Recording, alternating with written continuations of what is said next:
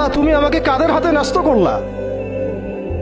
ইলা আদুইন বাঈদিন ইয়াতাহাজ্জামুনি, আমাকে ঘর থেকে এত দূরে এনে, সেই মক্কা থেকে কত দূরে, আমাকে ঘর থেকে এত দূরে নিয়ে এসে আল্লাহ তুমি তোমার শত্রুদের হাতে আমাকে ন্যস্ত করলা। ইয়াতাহাজ্জামুনি, যারা চতুর্দিক থেকে আমাকে পাথর মারতেছে। কি আবেগ দোয়ার মধ্যে, কি ভাষা, কি লফজ।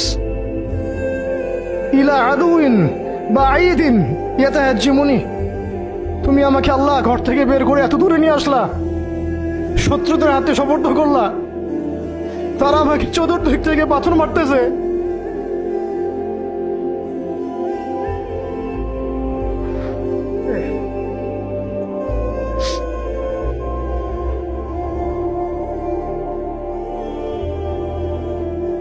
আম্মি লা করিবিন মাল্লাকতাহু আমরি, পরে নবীজি বলছেন আম্মি লা করিব, নাকি আমাকে কাছের মানুষদের হাতে নিয়ে আসছো আল্লাহ?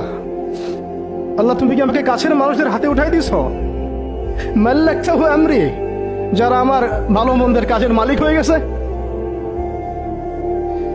এইভাবে দোয়া করতে লাগলেন নবী সাল্লাল্লাহু আলাইহি ওয়াসাল্লাম।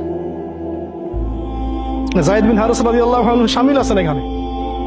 তারপরে নবীজি বলছেন ইল্লাম তাকুন সাখিতুন আলাই ফালা উবালি, আল্লাহ এত কিছুর পরও যদি তুমি আমার প্রতি অসন্তুষ্ট না হও, আমার কিছুই যায় আসে না।